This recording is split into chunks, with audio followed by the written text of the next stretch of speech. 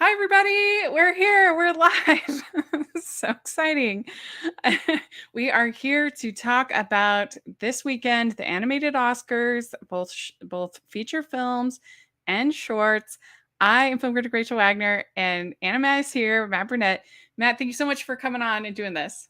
Hey, thank you so much for bringing me on board. This Yeah. is very much exciting, and honestly, I cannot wait to see what's going to be the big animation winners. Even very recently, I did do all the research necessary to check out every single animated project that was Hmm. nominated. So I'm pretty much ready to go, and Yeah. I do have some of my personal winners that I want to see get the trophy. Yeah. Yeah. What do you think as far as 2022 in general as a year of animation? Do you feel like it was a good year? Not as good? What do you think? It is an interesting year. I mean, it's not perfect and there have been a lot of flops, but at the same time, those that were hits really hit very strong. And there were a lot of surprises that happened as well, including DreamWorks really bringing out some of their best films in a long time with The Bad Guys and Puss in Boots: The Last Wish. Mhm. And even at that, there are still a lot of great notable animated features out there. Like one that I can consider to be pretty underrated was Wendell and Wild by Henry Selick. That one was actually a lot of fun to watch, definitely great.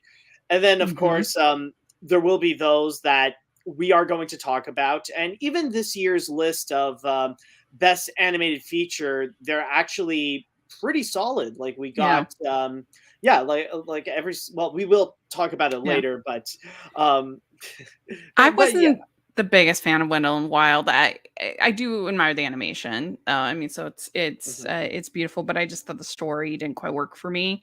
But I was pretty hyped. So we'll see when I watch it again. Because I was, just so looking forward to a new Henry Selick movie.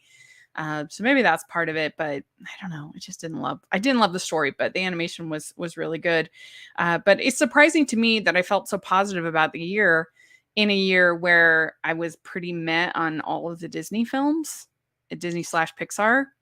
Uh, Yeah, it was, yeah, like this definitely was a year where Disney admittedly underperformed. I mhm. don't hate their movies. I thought a lot of them range from like good to okay, with one exception that was great. But yeah, Strange World and Lightyear, it's not one of their best. Yeah, you'll see. I even have unpopular opinion about Turning Red, but it'll be fun to talk about it. Okay. Yes, but yeah, it's interesting because I usually love Disney films. I mean, I'm usually a pretty big fan. So the fact that I still felt so positive about the year when I was pretty not excited about most of the Disney offerings. I mean, my favorite, if you were going to include TV, would be that Chip and Dale was actually my favorite of from Disney. That one I I thought that find was to really be funny. I'm more just like it's okay, not necessarily the best thing. Like there was a part of me that was expecting like full on cringe, but thankfully it wasn't. It was just more like it was okay, like not necessarily the most memorable thing that I've seen. And I mean, it probably could have been worse. And all the cameos, yeah, they're nice, but outside of that, I just find like it is a very cliched detective story. So like it's not necessarily I think it not was not parodying necessarily the those best. detective stories, though. That's what I felt. I thought it was really funny, but and clever in the animation. But I know it was somewhat divisive. But that was probably my favorite thing from Disney. I also loved Apollo 10 and a half, Space Age Childhood, which didn't get nominated. Uh, I thought that Now that's probably my hot take of the animated films of 2022. That one, I gotta say, that one is. I didn't really like it that much. I I mean, loved it.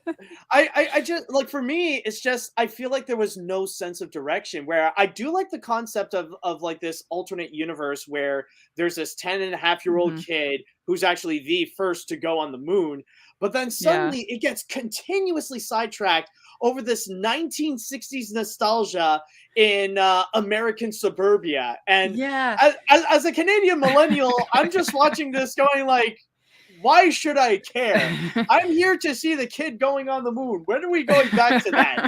See, that's the funny part. I could care less about all the kid on the moon part. It was the nostalgia part that really spoke to me because it just made me think back to, like, even though it was 80s for me, like similar experiences, like playing games with my family or like different family meals that we would have together or going boating or to the beach, and just made me think back to so many different experiences.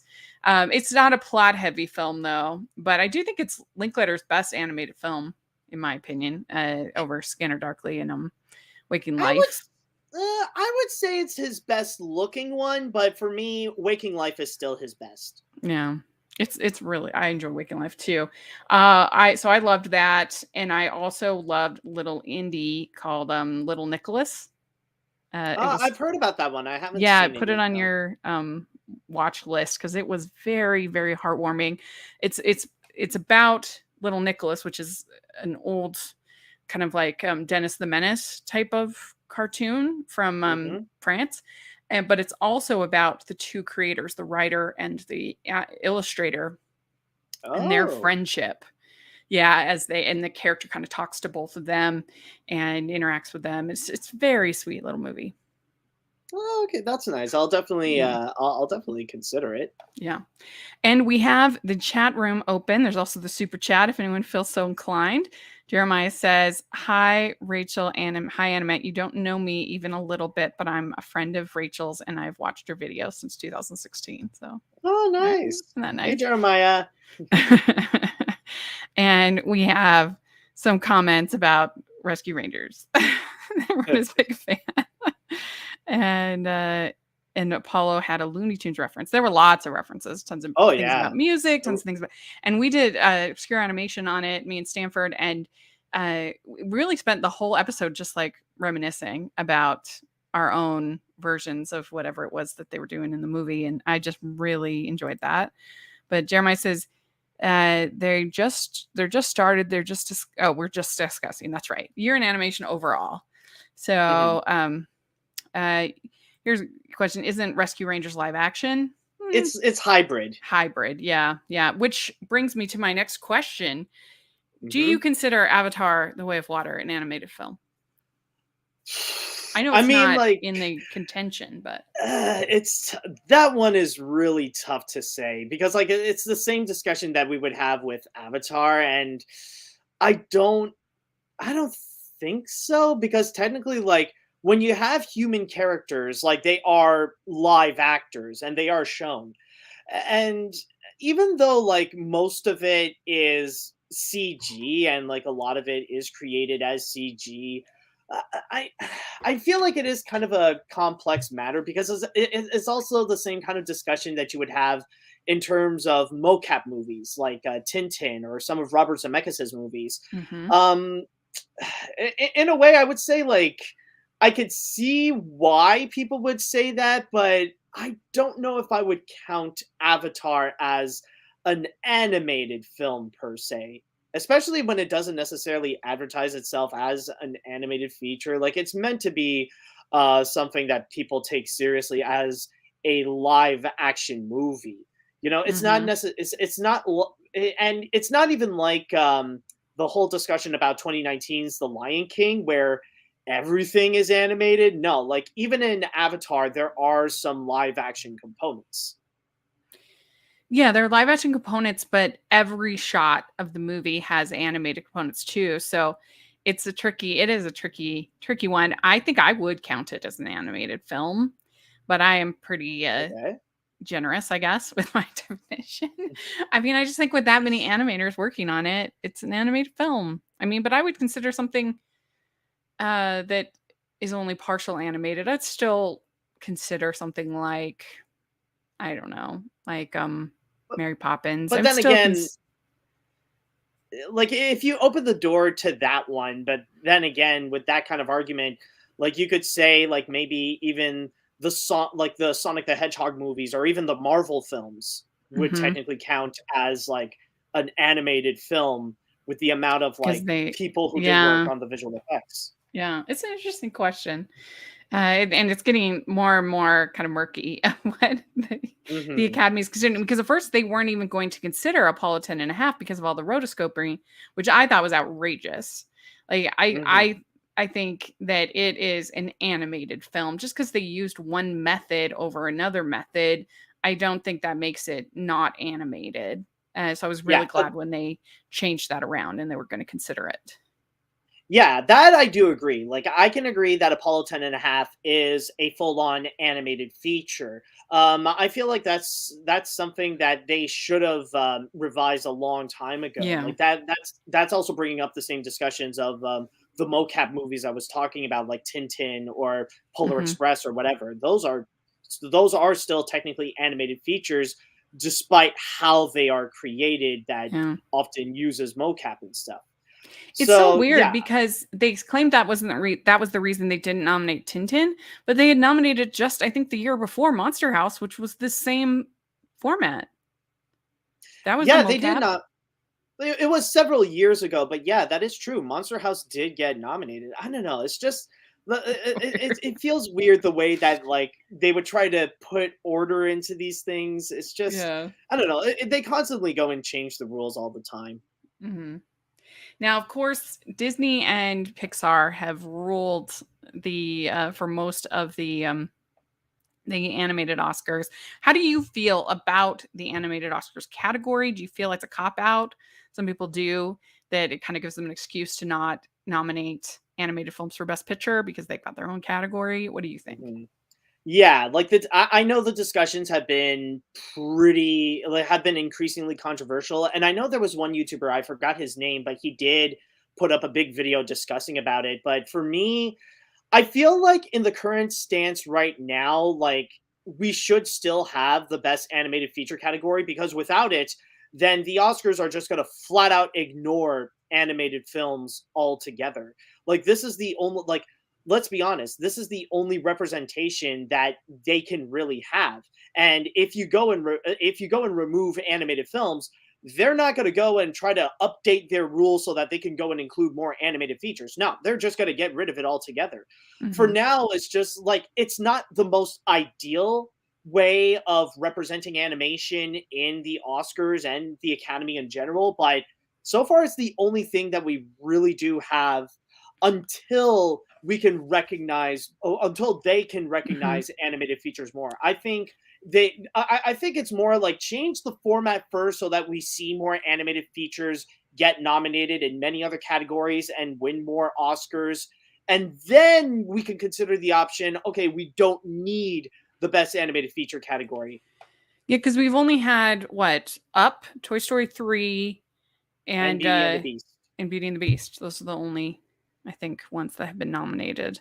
And Which I personally feel like Beauty and the Beast is the only legitimate one that got nominated for Best Picture. Up in Toy Story 3, I feel like those ones they got nominated because they were among the first years when the Oscars decided to expand the Best Picture category to be more than just 5 nominations in there.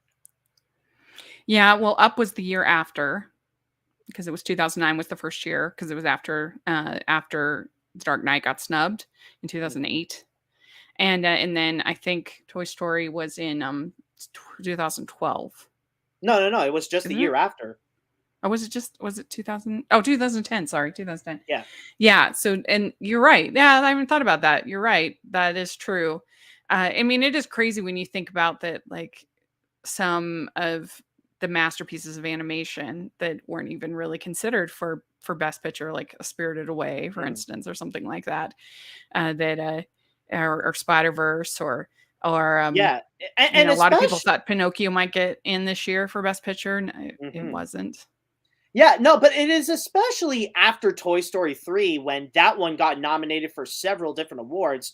But Yeah. then immediately afterwards, the recognition for animated films just like plummeted. It is rare that you would find an animated movie have like even have 3 nominations. Hmm. Yeah. Yeah. I mean, that's the one thing I do like about having the animation category, though, is I think it does bring to a wider audience some of these smaller animated films. something like Boy in the World or Mhm. Song of the Sea, all the Tom Moore films, I think Yeah, like that got a lot more publicity than they would have if there hadn't been this animated category. And there wasn't, I mean, all the ones this year are pretty mainstream, but uh, all except technically for Marcel the Shell with Shoes on. okay, yeah. I guess with A24, that's kind of a gray area in between Hmm. indie. But it's nice when it can kind of be a way of introducing people to these smaller films, because I mean, especially Song of the Sea, I don't think that many people would have ever seen that movie, and that's one of my Hmm. favorites. I love that film.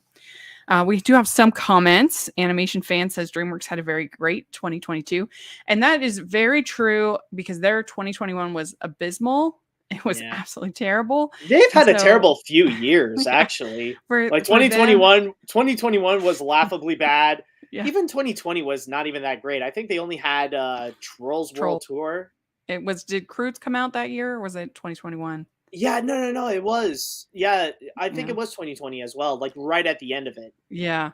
I mean, for them to have basically direct to DVD level movies for, like you're saying, for 2 years was bad. It was really Mm, bad, and so for them to come and turn it around this year and mhm. to have two of my favorite movies of the year both in my top 20, uh, is very impressive. I was so happy for them.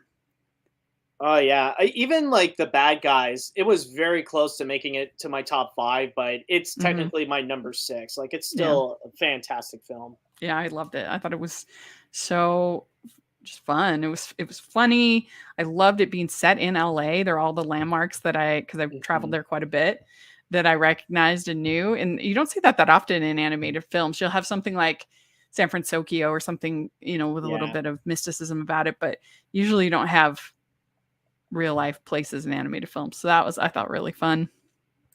I got a question.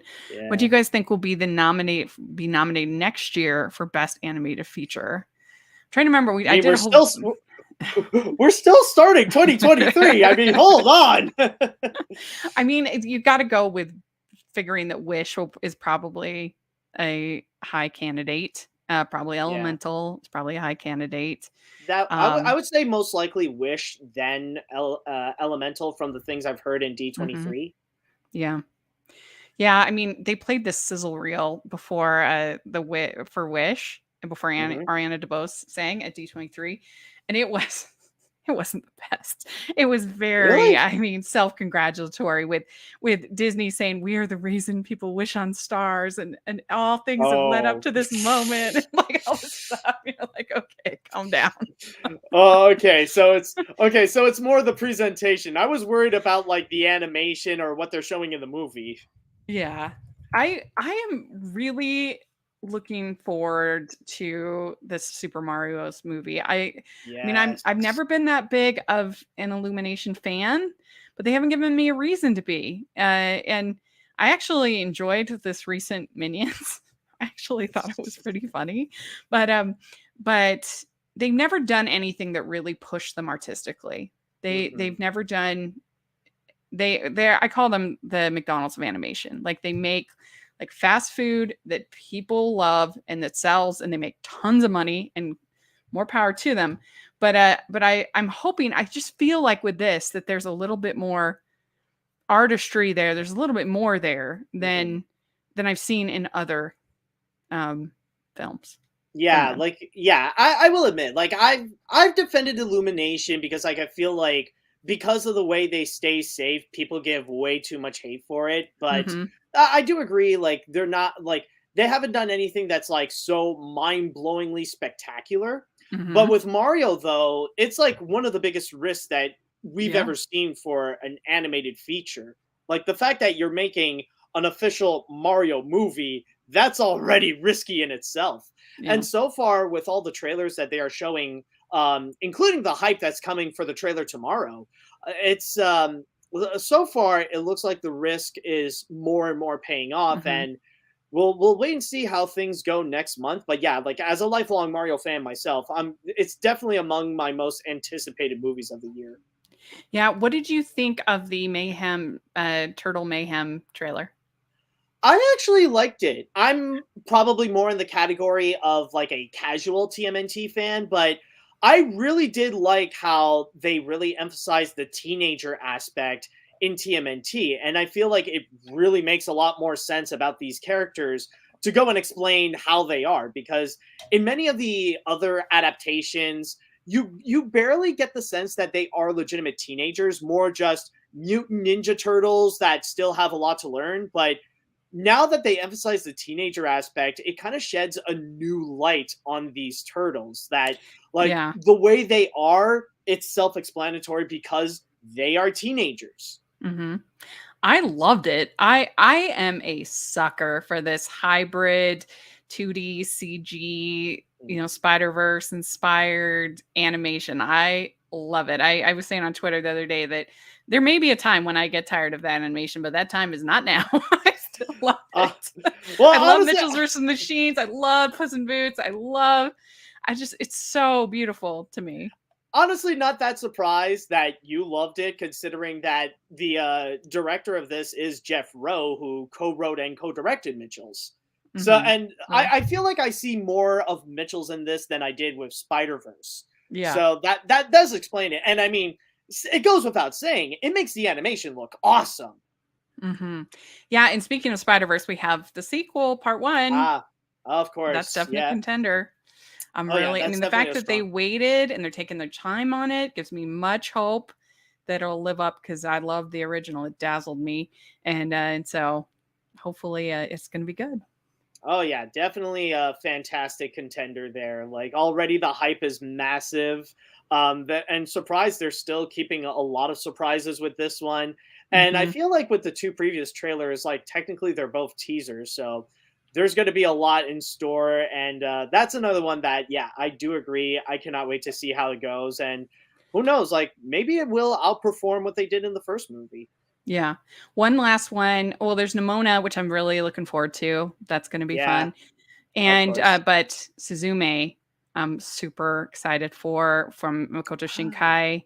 Mm-hmm. I'm a huge fan of his. I love Your Name's my favorite movie of all time.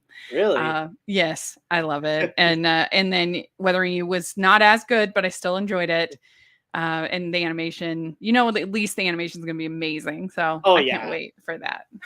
Well, honestly, I'm more on the flip side. I really love Weathering with You. I enjoyed it more than Your Name. But yeah, I forgot about Suzume, and yeah, Yeah, that's next definitely month. going to be one I'll keep my eye out for sure. Yeah. All right, a few more, and then we'll get started on the this year. So we have Jeremiah saying Tintin should have been nominated. It's an excellent film, full of creative action and good characters. Clearly a passion project. Agreed. And Yes. then Richard Where's the Nada, sequel? yeah, says that Elemental looks too much like Inside Out. The Super Mario movie brings an under tapped IP, and it looks like good quality.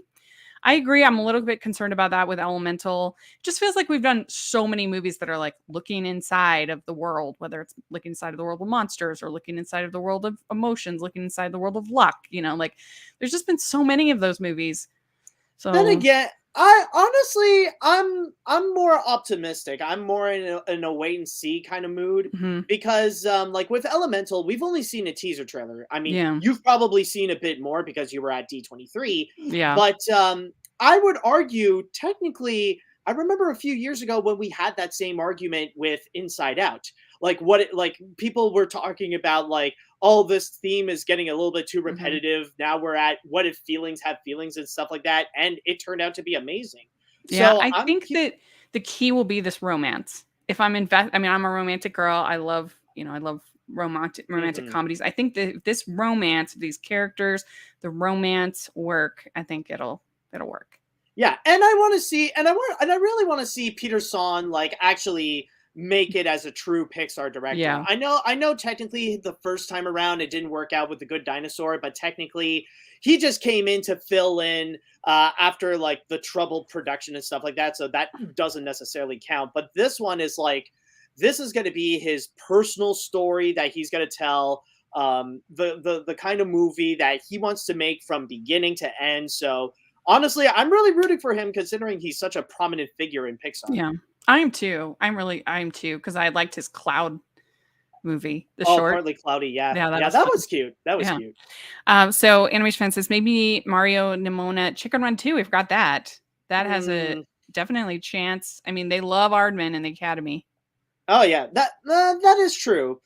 Did they nominate Farmageddon if I remember? Yes. Oh, okay. Well, okay, then Yeah. it'll probably have a chance. But I don't know about Chicken Run 2. I mean, for me, like I love the first Chicken Run, and it's one of those movies that I don't feel like it needs a sequel, and especially now, like. I feel like it might be a little bit too late, and we're at the Hmm. point where it's like, well, what more can you go and tell with this movie? Yeah. I mean, I'm a little bit cautious in that way as well because I do also love the original. But I didn't love Early Man. I liked the animation and a lot of things Yeah, about it, but I wasn't. I think a lot of the jokes you had to kind of know soccer and British culture. I yeah. think it was more of an inside British movie. But other than that, I've really enjoyed all of their movies. So yeah, I still have faith in everybody there. But we'll see. We'll see. One last one, then we get started. It says, "How do you Yeah. feel about the third Trolls film that's being released in November of this year?" Eh. Yeah, not excited. I mean, the soundtrack will probably be fun. It'll probably be my favorite part. Eh. But the last one was so weird. I was just like, I couldn't believe that at the end you didn't have all the characters singing together because Didn't they though? Or not like, isn't it really. like No, they're still divided by the different music at the end, and I thought for sure it was going to be they're all singing like all music is accepted. Why is one music like bad and one music is good? And like it's so weird. I thought I it don't was know. very strange. I I thought it was thought it a was I thought it was better than the first one, but that's not really saying much. So just such a honestly, strange movie. I feel like in November there's a chance that we're gonna see the reverse of 2022, where people were like taking down Disney because of the love of DreamWorks. We'll see Uh-huh. probably like if Wish turns out to be fantastic, Yeah. then we're gonna see people bashing DreamWorks for the love of Disney. Yeah. I think so. So, all right. Well, very good. Great questions. Keep them coming. Let's talk about these nominees this year. So, let's just dive into each one and then we'll talk about the shorts. So, the first one we're going to talk about is the Sea Beast. This was probably, I think, the biggest question going into it was who's going to get that fifth spot, whether it was Yeah. going to be the bad guys, whether it was going to be Sea Beast, what was going to be. How do you feel about this film and it getting the fifth spot? This one, I would say I disagree with the most. Like the one that I don't feel like would have that spot. Again, I feel like Wendell and Wild should have gotten that one, especially with the CG, with the comeback of Henry Selick, Mm-hmm. and all that stuff. But for me, like it's fine as is. It is definitely a good movie, very well animated. The visuals are beautiful and definitely action packed, but I feel like it was too dependent in trying to be like How to Train Your Dragon, down to the point where it copies a lot of elements that works, which is fine, but at the same time, it copies a lot of elements that were problematic, including the weak story. Mm-hmm. So by that point, it just feels a little bit repetitive, and often it just makes me think, well, why am I watching this when I could just go and watch How to Train Your Dragon instead? I Yeah, I like mean, I in understand. Sorry, I no, just you're want to fine. finish. Yeah. Go ahead. And I just want to go and say that, like, I get why it was nominated because it did make it among Netflix's top 10 most watched movies. But other than that, though, I don't know. That is the one that I would have changed for something else. No, I agree. I mean, I would have nominated Apollo 10 and a half if it was me, if we're going by animated Netflix films. That's the one I would Mm, have picked. But yeah, I do think the animation was beautiful. I waited until it had gotten nominated actually to see this. For some reason I just didn't get around to seeing it. And so I'd heard a lot about it, and I thought it was. I think the relation between the father and daughter is very sweet, and I really enjoyed that in the movie. Um, and between the little girl and the yeah. and I thought that was really good. The animation, yeah, I agree, was really beautiful. I mean, in fairness, How to Train Your Dragon, it wasn't like that was the first time anybody had come up with that plot. Yeah, that You is know, true. we've seen Yeah, that many, many that's why times. it's yeah, that's why I said that it also copied a lot of its flaws where it's like Hmm. it's like taking that story again. So now we're gonna go and repeat that process. Hmm. Yeah, it definitely is a somewhat formula film, but I think it was executed pretty well. I agree with you. It would not have been my choice, but Mhm. I do think it was a pretty cute little Yeah, it's like movie. yeah, it's a good film, but I wouldn't say like I wouldn't say Oscar worthy. Hmm. Yeah, I mean, it'd be nice if I mean, this wasn't a real strong year for anime. Most of the anime films were of series, like Super Yeah, Broly or things like that. But it would just be yeah, nice if somebody besides Studio Ghibli was nominated for the. I mean, they had one time with Mosada, um, and then last year Belle didn't get nominated, which broke my heart. yeah. I was surprised it didn't get nominated with all the hype that went behind it. But I sadly actually, wasn't because they just have a bias against anime at the Academy. I really think so. yeah. No, or actually no, I think it's more of a bias of movies based on TV shows in general. But it just had me thinking, actually, if not Willow and Wild, there was another one that I really wished it would have nominated, and that was the Bob's Burgers movie. Yeah, That as someone who hasn't really seen like as someone who doesn't watch Bob's Burgers as a show, I thought it's one of the funniest movies of the year. That I feel like they did a fantastic job with. They did a great job, they did a great job, serving the fans, like to give them what they want, yeah, and also introducing the concept of the series to newcomers. That I think is great. That should have honestly been something that would have been nominated, but yeah. the Academy does have a massive bias against movies based on TV shows. I know some people might bring up South Park, but I mean, for the best animated feature category, we've never seen SpongeBob get nominated. We've never seen Simpsons get nominated. So it Yeah. was very unlikely that Bob's Burgers would get nominated. Yeah. Or like you said, something like Super Broly or something like that was Yeah. not gonna have much of a chance. But I really, really, really hope that Suzume gets serious consideration. I still can't believe that you were named to get nominated. It's just absolutely ridiculous. But um, Jeremiah says the Sea Beast is beautifully animated and has strongly defined characters. I don't know if it deserved to be nominated over the bad guys, but I loved it. And then he says, I did call it How to Train Your Sea Beast, though. Yeah. Yeah, it is How to Train Your Sea Monster. Speaking of this, how do you feel about this news about the live action How to Train Your Dragon? Ah, Ugh. we don't need it. I thought it was just a silly rumor, but then I saw it was real. I was like, man. I mean, like, granted, we're gonna have Dean DeBlois work on it, so that is the silver lining of this Yeah. news. But it's not pleasant to hear that we're gonna get more live action remakes of animated films or just live action adaptations of animated films, not just from Disney, but now we're seeing other companies do it. Yeah.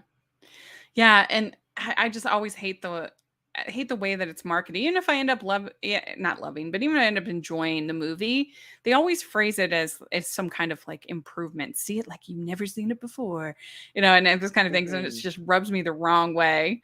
But Yeah, because anyway, yeah, it is like another example of like really undermining animation. yes.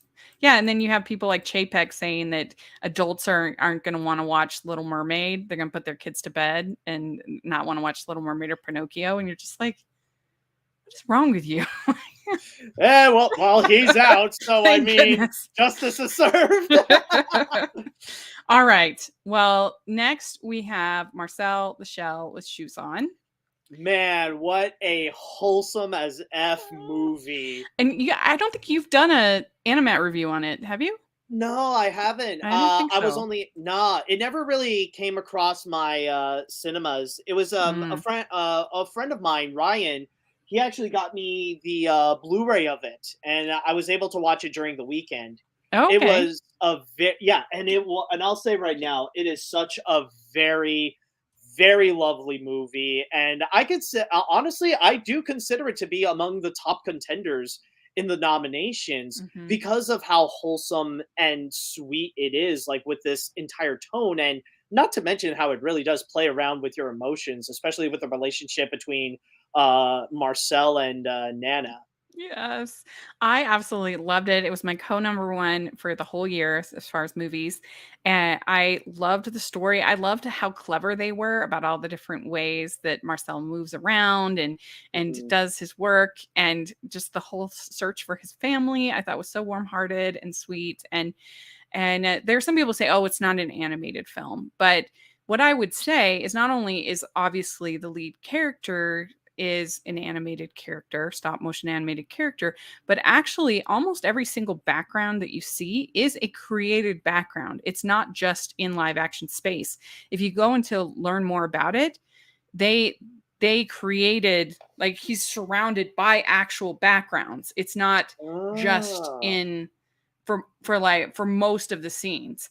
And so it is, in my opinion, an animated film in every way that you could be. Yes, it has some live action characters, it has a live action dog, it has Leslie Stahl, it has live action Hmm. characters, but for almost every scene, not only the lead character is animated, but the backgrounds are also animated. So I think that to me makes it clearly an animated film. How do you feel? Hmm. No, I do see what you mean. I mean, technically, yes. We should consider that as a hybrid movie, but I do see how it is a lot more animated because the primary focus is on Marcel and a lot of the animated bits. And there are and if you do have a careful eye, you can see a lot of the CG stuff or a Mhm. lot of the things that were created by hand and not actually in real life, like Mhm. the bugs, for example. Like those were obviously CG. Yeah. Uh, but in terms of what they've done with the animation, it is very cute. Like there is like that. There is that. Well, I don't want to say low quality, but I would say a low budget charm to Yeah. it, where like it is pretty like the Homespun. yeah, like the homemade feel, like the stop motion feels like something that you would regularly find on YouTube, which funny enough is where Marcel even got his popularity. But Mhm. one thing I will say that I really did love from Marcel and that really did connect with me is actually the relationship with his grandmother, Yes. because like even right now with me and my parents, like we have to take care of my grandma who's like more than 90 years old by now, and like that is a massive task in itself. Like that could be like really like it takes a lot out of you, and it's very time consuming as well, and often can be a massive obstacle from like doing the things you really want to do. Like especially something that feels very poignant was the moment when Marcel was invited to do that interview with 60 Minutes, but he said no because he was more concerned about his grandmother. So I Yeah. think really in terms of that kind of heart, like it really is strong. And not to mention how like you could tell that Marcel's attention is towards that because even the entire mission of trying to find his family for a good chunk of it has to be put on hold because he was so focused on his grandmother, like making sure she was okay. Well, yeah, that's what I was gonna say. The flip side of that whole thing is that she then convinces him to do it, even though she knows that she's failing, but she knows it's the best thing and what he really wants. And so it's just so sweet. I just love Hmm. so good. I Yeah, loved it that. so much. And like there's some darker undertones there about marriage and Oh especially when yeah, you know that Dean and Jenny divorced during the making of it. Like, I feel like that, for me at least, adds a little bit of a layer, of yeah. interesting. They're writing this thing about this couple, breaking up and Marcel losing his family at the same time that literally their family's breaking up. I thought it was interesting layer, but I just absolutely loved it. I thought it was so creative, so inventive. All the ways Hmm. that he kind of moves around and does things were so clever. And I love when he's like, "You could be helping me now." Yeah. Dean. You could do a thing. I mean, Yeah. you don't have to just like film me. No, yeah, and it's true. And I love the film, I love the mockumentary style. I love how Mhm. they go and create like this documentary feel. I don't think like it's something that we've honestly never seen since Surf's Up. And I feel like that is something that we should try, that honestly filmmakers should go and try more. I mean, technically, yeah, we do have like actual documentaries that were turned into animated films like Waltz with Bashir and Flea, Mhm. but like the film, but actually creating a movie that feels like a documentary Yeah. is a very, it is very clever, and like The it really does help to get you connected with both yeah. Marcel and Dean. The closest I can think of it, and it's not doesn't have the live action component, would be like Surf's Up. Is Yeah. like a mockumentary kind of format is the only one I can think of. Yeah, I just think it'll hopefully encourage more indie filmmaking in animation. I'd love to see Hmm. it, and so all right. Well, let's talk about Turning Red. Ah, the interesting piece, the juicy part of this little segment. Yes.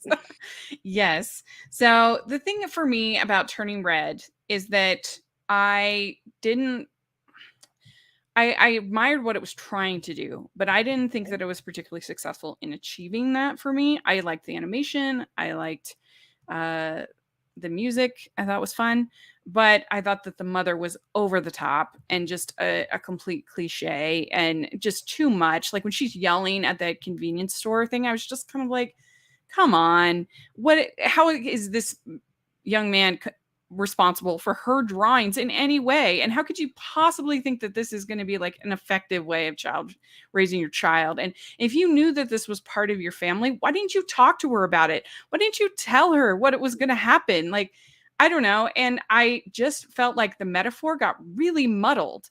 So it's supposed to be about like embracing who you are and the changes of puberty, right? Well, Mhm. the thing is they said my panda, my choice, but like teenagers don't get to choose. There's no choice. You just go through it and you have to deal with it. There's no like, there's no ritual that you can take to make you not experience the panda.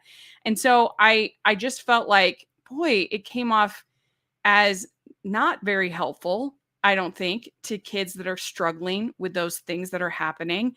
And I just didn't think the metaphor was well handled. I didn't think it was very well written. And I thought the ritual was really strange. Like the mom could like make the panda go away, I guess, but that's not true to puberty. You can't make that go away. It's just there. And so I just didn't like it. I didn't think it was well done. So but I admire the attempt, and I like the diversity and I liked the music, so I can give it that. But it wasn't for me.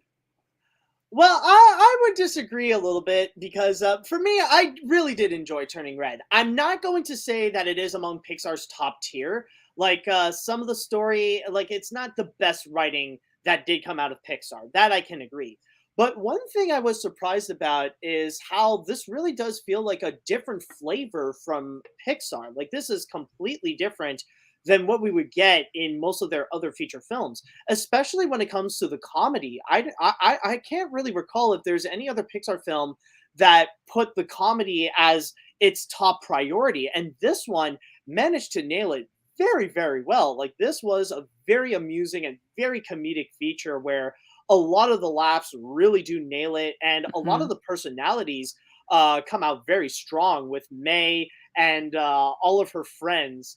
Like it does feel like regardless of your race or of your gender or anything, like it does feel relatable of like having like the group of friends that will always stick by your side and will help you out.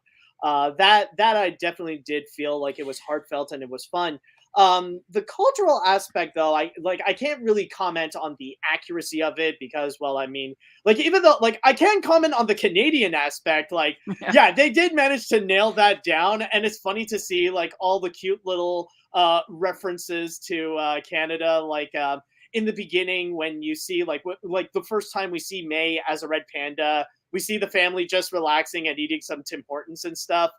But Yeah, that was fun. The yeah, Toronto aspects were fun. and the 2000 aspects too, like the 2000 feel of all of this is like yeah, this like this definitely felt like my time back then. So but the Mhm. Chinese aspect with the whole lore with the pandas and stuff like that, that I cannot really comment on the accuracy.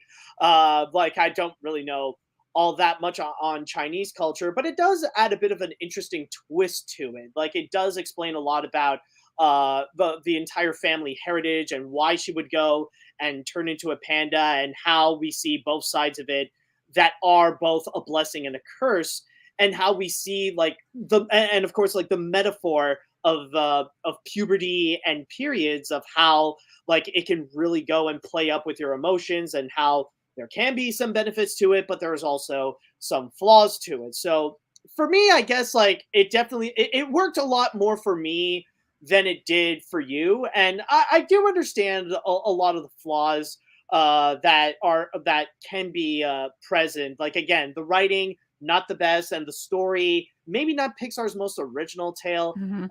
But one thing I will say I do disagree with you on is the mother. I think like Sandra Oh probably stands out as like the best performance in the movie. She did a great job playing as the mom, and I actually do see her side in this entire thing, because she just doesn't want she doesn't want May to meet the same fate as her. It's basically protecting her from like what she is introduced to with being a panda and all that kind of stuff. Like she like her mom, yeah, she's being a bit of a helicopter mom. She's being a bit overprotective, but she's like she knows what May is going through, and she just doesn't want her to experience the same things. I mean, I guess that's why I wonder, why wouldn't you talk to her? Why wouldn't you prepare her if you knew this was gonna happen?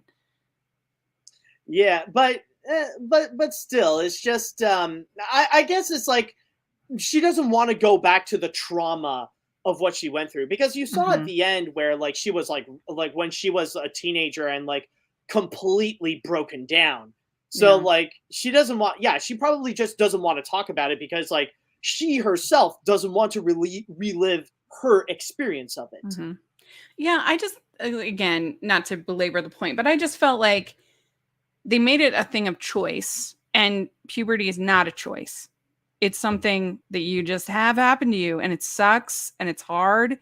You don't get to decide to have it happen to you. And so I think the metaphor would have worked way better if it was something that she just was, that's it. She's turned into a panda. She has no choice, because that's reality. That's what it is. I can But see your point of view on that. yeah, I don't I can know. see. But we got some points. So Raymond says, I enjoyed it too. And you do have a point about certain moments, Rachel. Thank you. I appreciate that. And then Jeremy says, I actually really like Turning Red. It's a mixed film, but it's charming, funny. And so for far as the cultural aspect, I will say the writers, directors, etc., were Asian. And that's fair, but I don't think that's a reason to not like criticize it if you think that something could be done better. My critiques aren't really anything about cultural. It's about the metaphor as far as the choice. So, and then Rachel already knows everyone except the rotoscopers disagrees with her on Turning Red, though. So I don't know about everyone, but that's okay. I'm fine being a in the minority. Well, I mean, like the opinions lately of Turning Red, like when they're bad, they can be pretty bad. Like Yeah. you can explain well your explanations, but then when you bring in someone like freaking Mister Enter talking about like, oh, there's not enough 9/11 in this thing. Well, I What? mean, This you never heard of 2000. Why would there be 9/11? no, well that's what he said in his no, like it's technically said in like 2002 or 2003. Like technically Oh, that was the setting, but I mean like even at that point like it's such a stupid comment, and even like when I yeah. was a kid That's that's like, weird. yeah, we were aware of 9/11, but we weren't like thinking about it all the freaking time, especially when we're in godforsaken Canada. Yeah. Yeah, that's weird. I would have no I don't agree with that. Mhm. I agree about the mom. I feel like she was too overprotective. Yeah. They do have this thing that they talk about. I've read some really interesting articles from people of a Asian background talking about tiger moms and how this throughout when certain aged women, Asian women are portrayed in movies. A lot of times they are this overbearing, overprotective type of woman, Mhm. and that's a lot of people don't really like that. And so I'm not. That is an opinion that exists. So there you go. But I mean, like, yeah, you may not like it, and I mean, it's understandable to not like the way the mom is, but I mean, it could be a cultural aspect where it's not inaccurate to real life. You cannot say that there's no such things mhm. as moms that are like this mom and turning red. Yeah, I think the problem is that if a particular type of person is only ever portrayed that way, then that's a problem. But I'm not an expert on Mhm. Asian film, so I don't know. But anyway, it can be a problem if that caricature is the only thing that people see. But to be But fair, she did go through an arc. yeah, if like the you know She's not the always like that. yeah. So then we have, by the way, see, letting your anger out about his keep fighting the good fight Yes. comment was funny and awesome Animat. So there you go. I don't know anything about Mr. Enter, so I can't comment That's there. another subject altogether. Okay, good. All right. So then we have Puss in Boots: The Last Wish. The Undeniably the biggest surprise of yes, 2022. I would say that it's honestly one as far as like my feelings going into it versus my feelings coming out of it, I would say it's one of the biggest surprises like I've ever had at a movie. Mhm. I mean, I'm not that like I'm not a huge Shrek person. I think they're fine, except for Shrek 3, which is absolutely atrocious. Yeah. Um and but in general, I think they're fine and funny and I enjoy them. But the I just was not thinking this would be great. And then I sit down and I had kind of a rough Oscar screener season. I didn't love a lot of the contenders. They're just going through, oh my gosh. And then I put in this one and I'm just like, what? Wow, I was blown away. Especially the first 20 minutes are absolutely amazing. The Mhm. animation is some of the best I've ever seen. That him running across the rooftops and fighting. Oh, it was so Oh, beautiful. yes. And then I loved the story about him like confronting death and having to figure out what he wants his last life to mean. And then in Perito, oh, I love Perito so much. I want my own Perito. It was so cute. I loved it so much. And I thought the whole thing with Goldilocks and the Three Bears was wonderful and had so much heart. Mm. And I just, it was my favorite movie of 2022. I absolutely loved it. I thought it was incredible. It was so much better than I expected. And it was just so great in general. I thought characters, animation, story, all were outstanding. Oh, yeah. In a way, you could say that The Last Wish is a bit of a Shrek reboot because they really Yeah. did change up so much of what they have established ever since the first film. And a lot of those changes, like most, if not all those changes, were for the better. Yeah. The animation, Oh, absolutely beautiful, especially with how they would go and create this fairy tale book like feel, managed to mm-hmm. capture that very well, where it like a lot of the screenshots look like they're an actual painting. Yeah. And I mean it really did help where at one point one of the Spider-Verse directors, Bob Persichetti, did actually work on this film. Mm-hmm. And then you also got like the characters themselves, like with Puss in Boots, the way they reinvented the character who used to be a rock star but now has to be a lot more cautious about his life considering he is at his last one. And not to mention, this movie has like some of the best animated villains in years. Like we Oh, got oh, so many different flavors with yeah. Goldilocks and the Three Bear Crime Family. You got Big Jack Horner, and of course you got Yes. the Wolf, Oh, aka Death.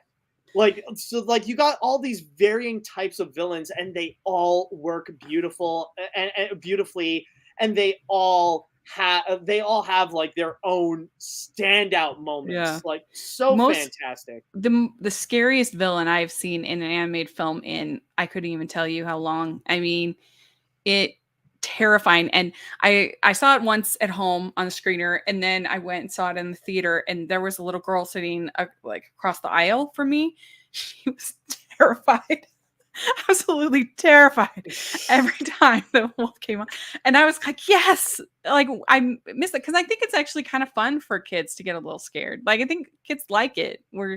And especially I'm a little tired, I have to say, of the generational trauma villains that we've been getting from Disney. We have so many. I mean, you had it in Frozen 2, you had it in Encanto, you had it in Turning Red, you have it in like so many. And I'm Yeah. and I'm just ready for a fun Disney villain again. I miss it. Yeah, Disney needs to get back onto making villains because Yeah. lately, like, they've been very dry when it comes Yeah. to like supplying a villain. Moana. Nah, Yeah. but yeah, the closest that we got recently was Moana, and even at that, like, it doesn't count. Like, No. even like Tamatoa or even Tafiti, they each feel like mini bosses compared to like actual Disney Yeah. villains. I'm hoping Yeah. like pretty soon they would have an idea for that. I But hope with Wish, I've heard that there's a villain in it. I hope that's the oh, case, but I'm just tired of like every villain needing a sympathetic backstory and like every villain doesn't need to be Thanos. We can have like just some fun, dishy, silly, scary villains. ironic considering that technically Puss in Boots did have one as well with Goldilocks and the Three Bears, and that Yeah. one still worked very well. Generational trauma too. Yeah, that is even that one too is generational trauma. Yeah. Yeah, but that wolf was really good. Oh It yeah, was no, the wolf is the best villain yeah. in like a long, long time. The Yeah. one thing I will say I do disagree with, and I'll accept I'm in the minority on Uh-huh. this. I'm not a fan of Perito. Oh, I just I don't know. I find him to be I just find him to be a bit like an Olaf ripoff. Like he's trying to be like the overly optimistic, cute sidekick, and I don't know. yeah. I just feel like the scenes don't work as well for me. Oh, fair enough, fair enough. I love Frito, Yeah. but I Oh, can but it is actually, definitely an archetype. I can see what you're yeah. saying.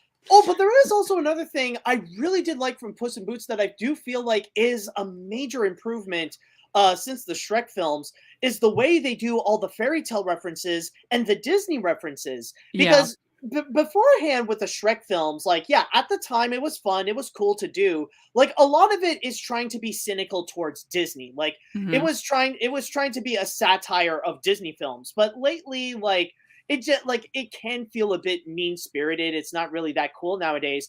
But in this one though, like there's a whole bunch of like not just fairy tale references, but full on Disney references, and they just leave them like as that. They're just references, especially Yeah. with all the things that Jack Horner would go and carry with his Mary Poppins bag. And I honestly felt like that's honestly pretty nice. Like Yeah. they're not trying to put in some cynical, satirical spin on it. It's not trying to be like all in your face Disney with it. It's just a simple, cute little Hmm. reference. And in that regard, it's very nice. Yeah. Well, the original two Shrek films are really more parody films, Hmm. like a Naked Gun or a airplane, kind of in that vein. And they can be pretty raunchy actually. There's a lot of like, ooh, Yeah, in there could be a lot of like unexpected adult humor in there. yeah, like when they make the joke about Sleeping Beauty that she might sleep around, but she's not easy. I Yeah. mean, there's a lot of like jokes like that. But in this one, it was more like Easter eggs, like little like hint hint, like which was fun. Yeah, Yeah, that was very nice. So yeah, I agree. overall, Puss in Boots, definitely a top contender right there, and definitely DreamWorks' best movie in a long, long time. Probably ever Yeah. since How to Train Your Dragon: The Hidden World, I'd say. Yeah, and what's interesting is so we'll talk about Guillermo del Toro's Pinocchio next, but the two movies actually have some similarities in a way. Like Oh, they both have death as a character. They both are about dealing with the uh, reality of death, yeah, and they have kind of like a wood sprite type character that's in there. yeah. They have a cricket. Yeah, yeah, They both have a cricket. They yeah, both have that's right. Pinocchio. You do have the Pinocchio cameo in there. Yeah. Yes. So let's talk about it. Guillermo del Toro's Pinocchio. This movie blew me away as far as the animation. It's probably the greatest stop motion animation I've ever seen. Oh, wow. It's up there in the top 5. I mean, it's right up there with Kubo, and I mean, Mhm. I just thought the as far as just the animation was absolutely beautiful in this Oh yeah. movie. Oh Yeah. yeah. No, that I definitely do agree. Yeah. Honestly, like for me, I was very lucky to actually catch it in movie theaters. Like Same. I actually saw it on the big screen, and I gotta say, this was already up there amongst the best animated movies of the decade. Like this version of like I've already said in my review, but this is the best version of Pinocchio since the Walt Disney version. Like Oh, no question. yeah, Yeah. it really is that amazing, especially with the new twist that they would put into the original tale to give us both something familiar Yeah. and something new at the same time. Like one thing I'll say that I loved was the casting. I think the casting here is just absolutely Mhm. perfect. Well, and they really conquered themes of death, of loss, of grief, mourning, parenting, all of that. Religion, that's in there. War Religion, is in there. calling out fascism. Mhm. Yeah, so it really tackled a lot, and I think that they created a very endearing character in Pinocchio, this version of Pinocchio, and I like the fact they Yes. made it its own, like he was unique, and Hmm. you see the loss of the child, I forget the name, at the beginning, and it's just so Carlo, heartbreaking. yeah. Carlo, yeah, Carlo. That was so heartbreaking. And I actually didn't realize going into it that it was a musical, or that had songs. I for some reason I missed that. And so when they started singing, I was like, "Oh, okay." And I thought they were cute. They were That I would say is the one flaw of this movie. If it wanted to be a musical, it could have committed a little bit mm, more because like yeah. they would keep trying to, but it didn't work as well. And this might be a hot take, but honestly, Guillermo del Toro should have picked a different song than Ciao Papa to be like the big award contender. I Mm. think that's one I of thought the it was a reasons why sweet song, I thought it but was okay. I personally prefer Better Tomorrows by mm. Sebastian. That was a good song too. Yeah. Yeah, I my flaw with the movie is I do think that they spend too long in the war scenes. I think that that starts to it could just be it starts to drag a little bit for me in just that sequence. I think it's a little too long, but that's really my main critique with the movie. I think that it is a very sweet, heartfelt movie, and Mhm. when Geppetto says that Pinocchio is a burden, you're just like, Oh yeah. oh, it breaks your heart. And and Yeah. yeah, we But have but also there is one thing even though the song got nominated but every other than the Oscars. Yeah, that that's explain that my too. like I said, it's my hot take. That's my Yeah. controversial opinion on that. So yeah, it makes sense that they would have submitted it, Yeah. but yeah, I mean, I don't know. To me, all this there wasn't like all the songs were just really pleasant. I didn't like love one more than the other, so I was fine with that. But I enjoyed the songs. They were just a pleasant surprise for me because I didn't even know that the movie had songs Mhm. going into it, and I'm a huge sucker for musicals. So There you go. But yeah. there is one thing I do want to mention about Pinocchio and what really makes this adaptation truly stand out is the way that it really does shed a new light on the original message of Pinocchio. Because when you see the original book or the Walt Disney film, like Mhm. it teaches kids about like be a good boy, learn to behave, always tell the Be truth, honest. be honest and stuff. But in this version, it actually shows both the flaws and the benefits of Pinocchio's flawed attributes, you know, of like how being dishonest, of how disobeying and how lying can sometimes get you out of a sticky situation. It shows Mhm. the good sides of it. You know, instead of like trying to shame it so that you be a perfect kid and stuff like that, it teaches you that sometimes, like not always, but sometimes it is okay to do so if it Mhm. is for the greater good. Well, yeah, it's kind of like the idea of the noble lie. And when he basically has to forgive Geppetto for saying he's a burden and for being an imperfect father by the end. And so it works. Whereas like in the Zemeckis Pinocchio movie, which I hated, Oh there you never have that sense of things coming full circle. Like a lot of he makes a lot of the choices as far as the line and the ending is somewhat similar, but it's way less satisfying because you've just become less. You haven't become as attached to the character. I've talked with some friends of mine, and we had a similar discussion. And it is true that when you do look at Guillermo del Toro's Pinocchio and Robert Zemeckis' Pinocchio, they are both extremely similar. And the unique aspects they try to do, yeah, they try to do a bit of the same things. But the big difference is that there is that genuine feel of the Guillermo del Toro version where like it is integral to the story. Like Yeah, they yeah. like those aspects are very important. Whereas with Zemeckis' Pinocchio, they feel like they're just a reason to go and like fast forward to go into the next scene. They're just nothing but a vehicle so that we could jump into the next one.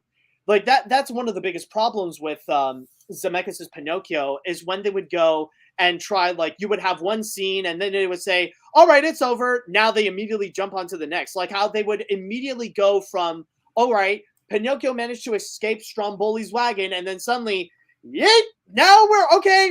Now we're in another wagon. We're going to Pleasure Island now. Mm-hmm. Okay, that now we're right next to Lampwick and the coachman. Okay, I guess that's happening. All right, guess we're moving forward with it. Mm-hmm. Yeah, yeah. I agree. And it just looked terrible. I thought Oh God. I hated it. But yeah, you don't get the sense that a real movie was made with the Zemeckis film. Yeah, I agree. I Yeah. agree. All right. Well, let's talk about the shorts. Shorts time. Yes. Okay. So we have 5 of the animated shorts. And the first one is called An Ostrich Told Me the World is Fake, and I Think I Believe It. Uh, Yeah. so this is when a young telemarketer is confronted by a mysterious talking ostrich. He learns that the universe is stop motion animation. He must put aside his dwindling toaster sales and focus on convincing his colleagues of his terrifying discovery. So it's kind of like a stop motion version of Being John Malkovich. In a way, Yeah. yes.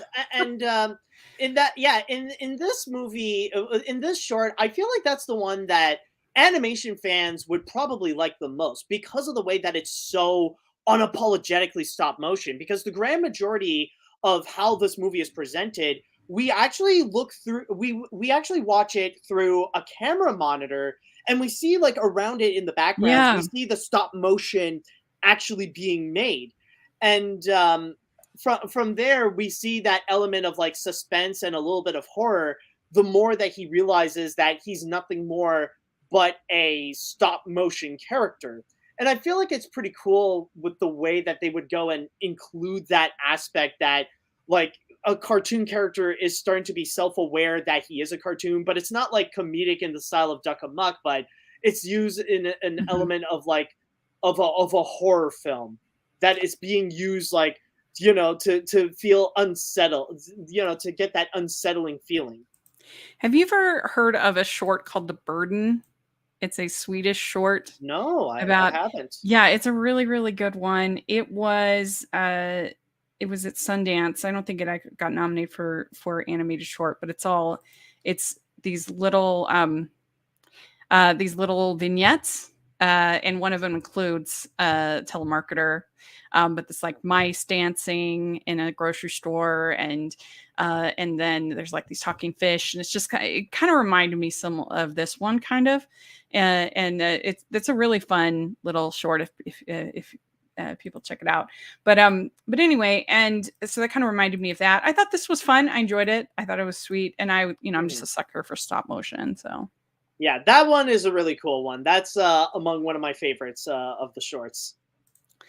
Kevin has heard of The Burden. It's a really fun short. I If you have. have the Criterion channel, I think it's on there, on Oh, Criterion okay. channel. So, um, and then he says, my favorite was the ostrich one. I know the boy, the mole, the fox, and the horse will win.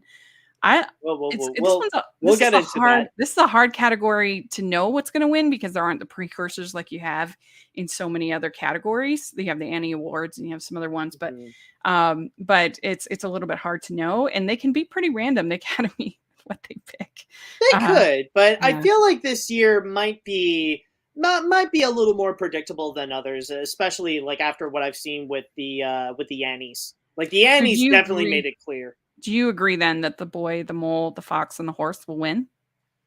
Honestly, I don't know if it will win, but that is the one that I will say I am rooting for the most. Yeah, you loved it. Yeah, I enjoyed it Yeah. too. I mean, I'm a Christmas person and I love the style of this animation. It kind of reminded me of the snowman, the old. Oh yes. Yeah, love that. And I thought it was very sweet. Yeah, it's very much this Winnie the Pooh like Yeah, story yeah. where you got the little boy who's like Christopher Robin, and I mean the mole is undeniably like Winnie the Pooh, always obsessed with freaking cake. But from there, it's very sweet with the journey of the boy wanting to go and find a home, and you got like these other characters willing to go and help out. And Mhm. then from there, like I guess you could say that we got a collection of like these motivational quotes, like where you would Yeah. like what you would see on social media of the kind that like is trying to motivate you or trying to remind you that you are important and special. And it is, but it does work in here. It does feel very heartfelt, and you actually do see the connection and the bond between all these characters start to significantly grow. And I Mhm. will admit, at the end, I did get teary eyed. Yeah. Like Yeah. I did cry a little bit in this short. So I definitely do see how it did become a big winner at the Annie Awards. I think it walked out with 4 Annies, and after watching it, I completely understand why.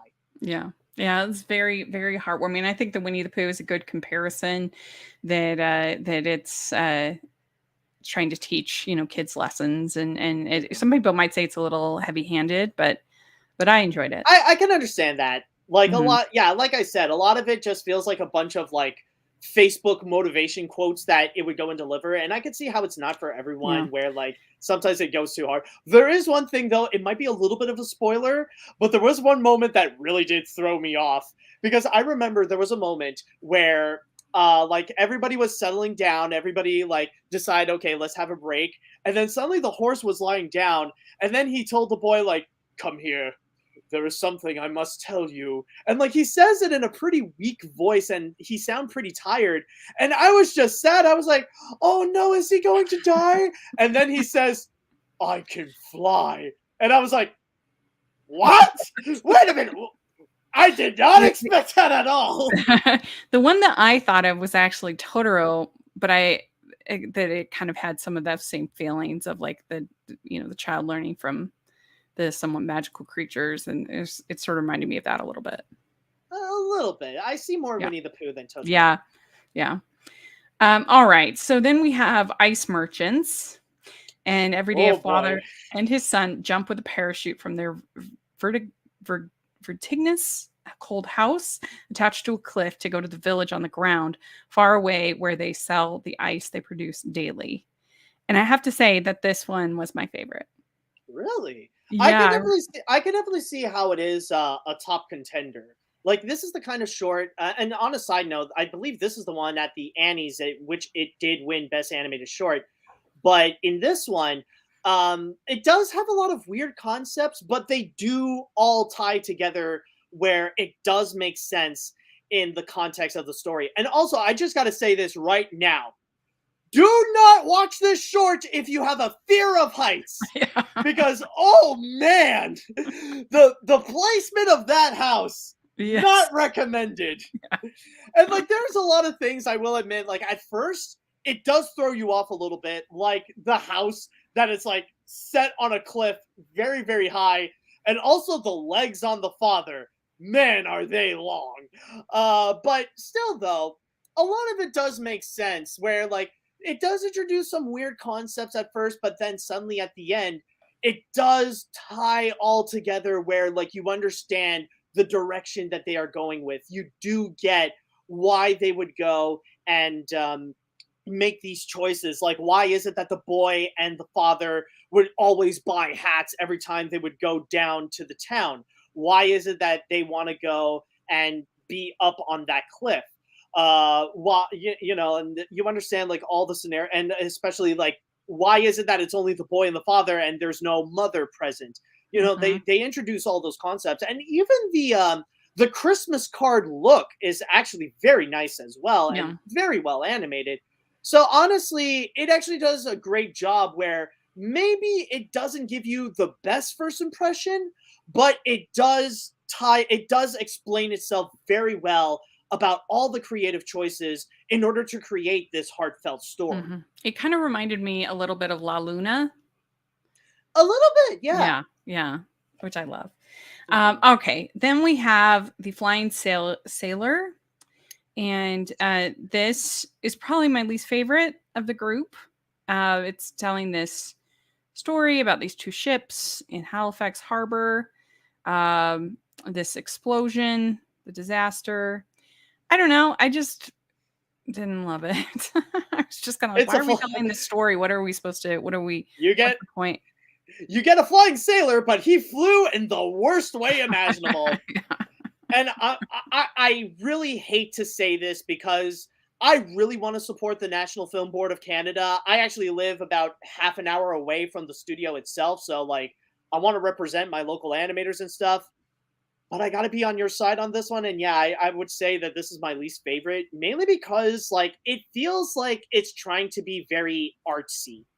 Like it's the kind where it feels like it really wants to be this very metaphorical picture where it's like I think I get it but not 100% sure, where it's like you see the sailor, he's flying because of the explosion, and like you see his life flashing before his eyes, where where you get to learn about the sailor himself. But I don't know, it's just it's a little too like maybe it's just my taste, but it's like a little too artsy, Yeah, I find.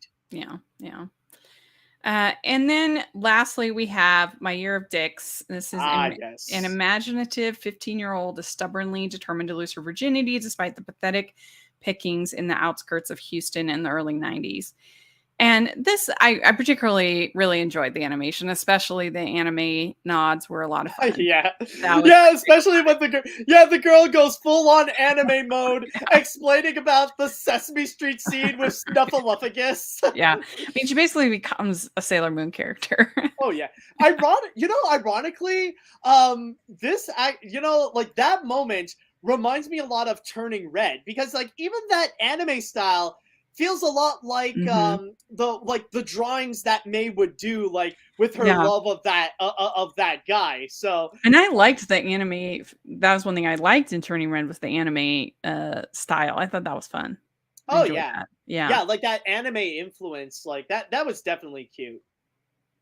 The only thing about this one I thought was a little strange was some of the encounters that she has seemed kind of aggressive.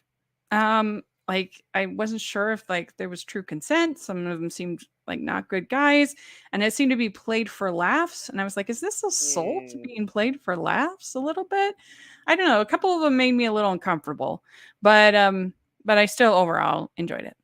I guess Yeah, it's her experience, so there it is. But I feel like that would be more like this would be something you would be best suited to go and talk about. Not because I'm not saying you're experiencing the same things as her, but I'm saying like you as a girl that you went and like maybe you've had like that mhm, kind of experience where your hormones might have gotten the best of you. But I do get where they are going, but I wouldn't necessarily say it's my favorite, because yeah, there are some moments where it does feel a little bit too heavy-handed, and sometimes like it could get a little bit lost in its own surrealism. yeah, I was like, Like is this a traumatic experience that's a joke? I don't really know. So that was a little I was a little bit like, hmm.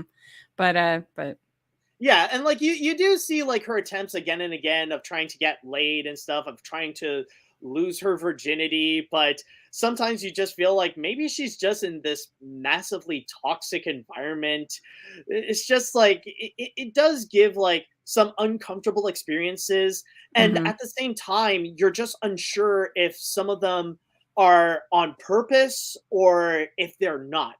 So mhm, honestly, there's a part of it that does feel a bit confusing, and I mean, like I'm not dissing the short at all, because like this was actually a very prominent animated short that did run its circles in the festivals, and this actually did win the Crystal at Annecy.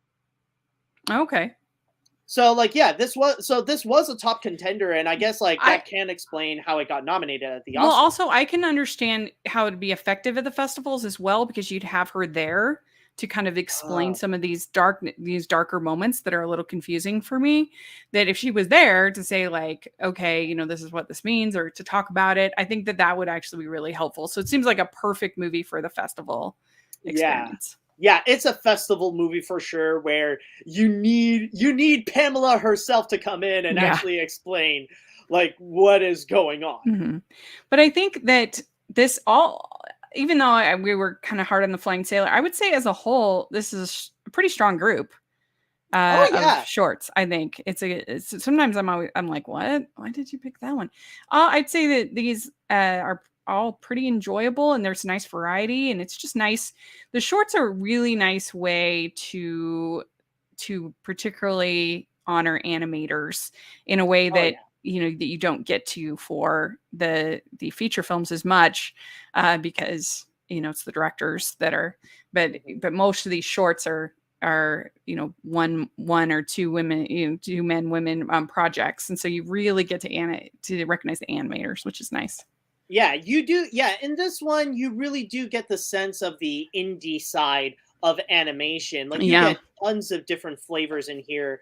Rather it be with the stop motion of ostrich, or the hand drawn feel of ice merchants, or even like the surrealism of My Year of Dicks, or even with the boy, the mole, the fox, and the horse, which is debatably the most mainstream of them, Hmm. especially with all the big names that are attached. Like they got J.J. Abrams and Woody Harrelson as producers in that, Hmm. and which also would explain why I feel like it would most It's gonna likely win. win. Yeah. Yeah, but no, this is actually a very solid round. Like I won't say all of them are like fantastic, but you definitely do get some great substance out of this entire list. And we got a super chat. Thank you so much from Kevin. Ooh. He says, "Enjoy your favorite short on iTunes." So what he's saying is that the boy, the mole, the fox, and the horse is only available on iTunes right now. So Um, isn't it also available on Apple TV Plus? yeah, same thing. Oh, okay. Yeah, you can like rent it on iTunes, or you can, if you're an Apple TV subscriber, then you can watch it on there. Ah, So okay. thank you so much. And if you're watching, you should check out on Kevin's channel. Yesterday, I did a live stream with him where we picked the winners for the main Oscar categories, and it was really fun.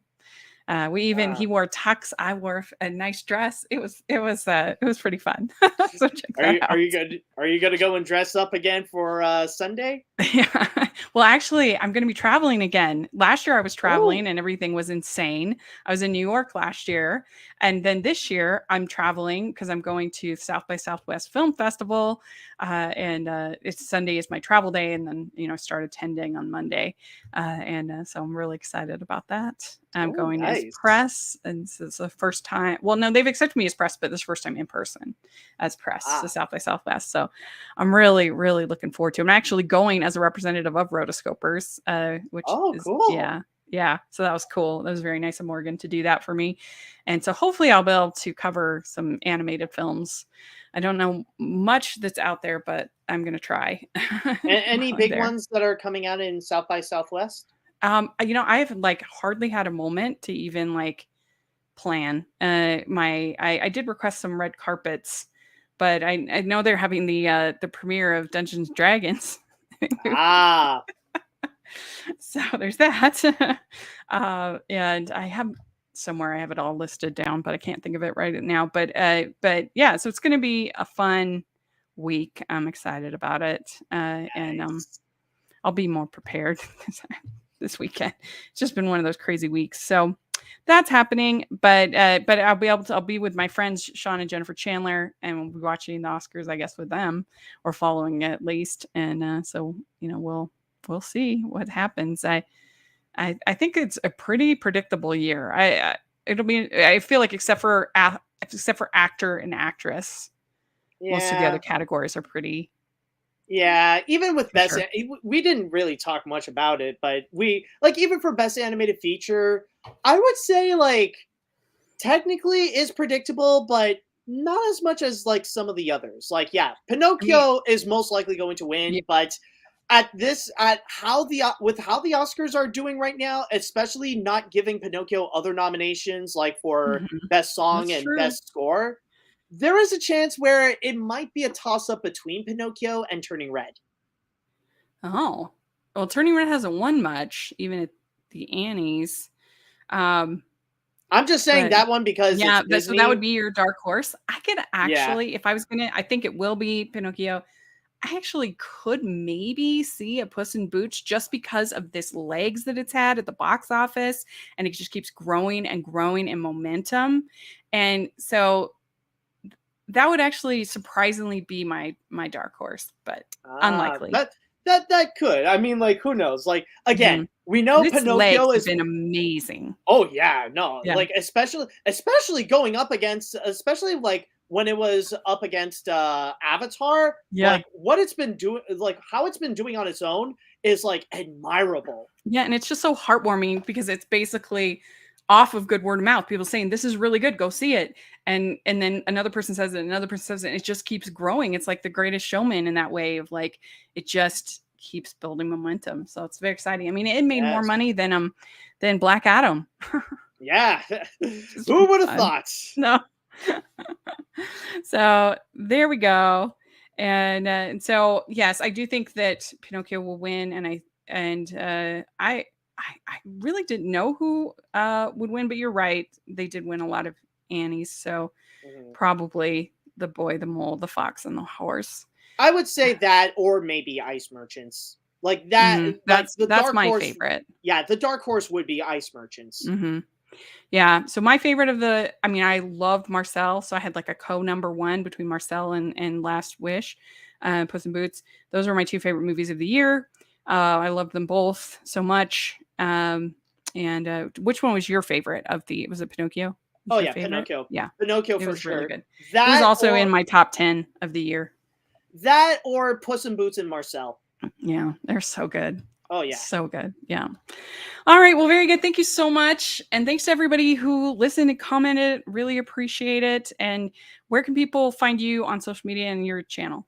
Oh boy. Well, I do have a bit of a list. Well, my main channel on YouTube is Electric Dragon 505, so you can subscribe to me there for some animation history or my own personal reviews if you want to go and check them out. You can also find me on Facebook as Matt Brunet or Animat. On Twitter and Instagram and TikTok as Animat 505. I also have my podcast, Animat's Crazy Cartoon Cast, so you can follow me on Twitch at Animat Live or the Animat's Crazy Cartoon Cast on YouTube. And also on Monday, I'm going to be live streaming and I will have an Oscar special where I will be talking about the winners, the show itself. And I actually did hear today they're going to put out the trailer of the live action Little Mermaid. So I'm thinking about adding that Mm, one to the discussion as well. So, cool. just letting you know, tune in on Monday at 4 p.m. Eastern, and and I also have my Patreon. So if you want to go and support me there. Yes. And you can find me at Rachel's Reviews here, all over social media, and at the Hallmarkies podcast. So check that out. And I'm going to be doing my Did the Right One Win, but it probably won't be till April because of this South by Southwest trip. It's what I do every year. I look at Did the Right One Win, and it's a lot of fun. I've done every year of the animated Oscars. I went back, and did the past films. So I have that, and it's a lot of fun. So look forward to that coming up. And I also have Patreon and merch store where you can get hashtag animation junkie shirts. So check that out. And thanks again. I really appreciate it. And we'll talk again soon. Yep. Okay. Until